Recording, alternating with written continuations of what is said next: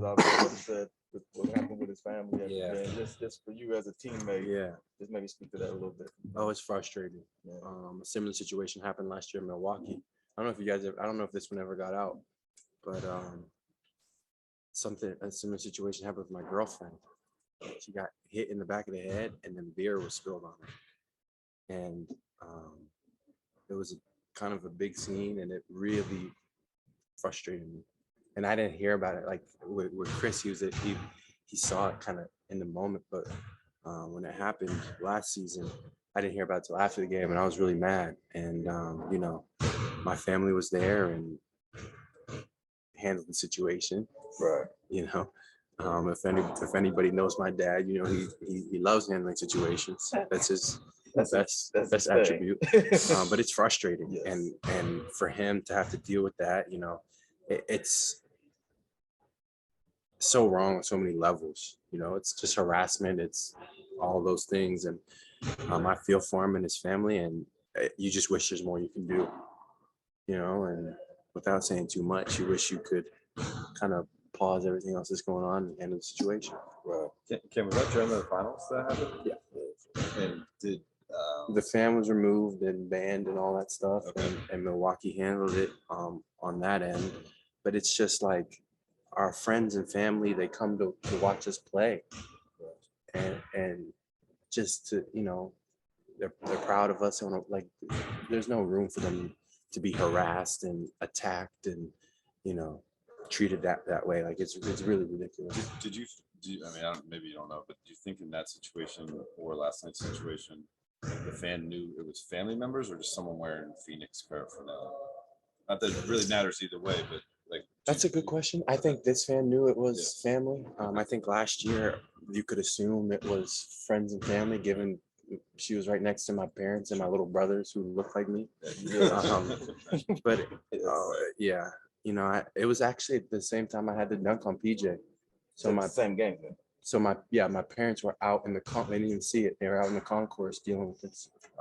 Nobody saw it. Jeez. Yes. Yeah. Cam, do you think it's one of those things where it might just be better off for them to have their own section or their own suite just for at the point we're dealing with it now the last couple of years? I don't know. I heard last year the family members were kind of spread out, and that was a little detrimental, because you're just surrounded. You're in your own little pocket.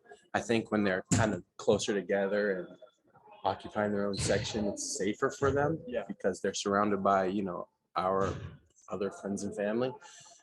But I think a large part of the responsibility has to be on fans. That they just can't act that way, and there's no other way around it. I think you got to address the problem, which is the real problem, is that a fan can't go up to somebody's mother and harass them. Because it's the last. You don't want to have like a text from your mom saying, "Come to the game," and then just think in the back of your head, like, I hope she's safe. Yeah, like, you shouldn't have to think that. You're right. Yeah. Exactly. But the point you're making is almost like a college situation when you go on the road and all the parents sat together in a group. I assume it would keep them safer though, no? Right. That's what I mean, but that's what happens in college where it's like all the and they're right behind the bench, like a little section of the wrong color. Yeah, I know what you're talking about. But I think the fan was removed yesterday, and so I think the arenas and staff are trying their hardest to address the situations as they come up, but I still think they shouldn't come up in the first place.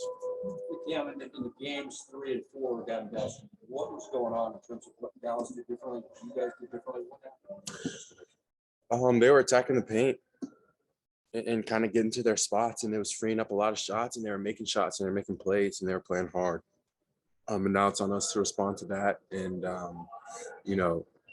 do what's made us successful up to this point.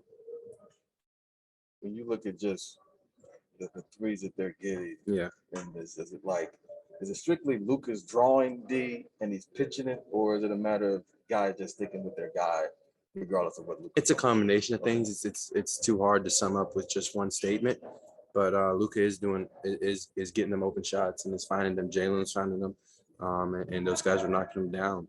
So you have to honor that and respect that going into the next games, where we can't give them, those comfortable looks, and we just got to make it harder across the board on everything.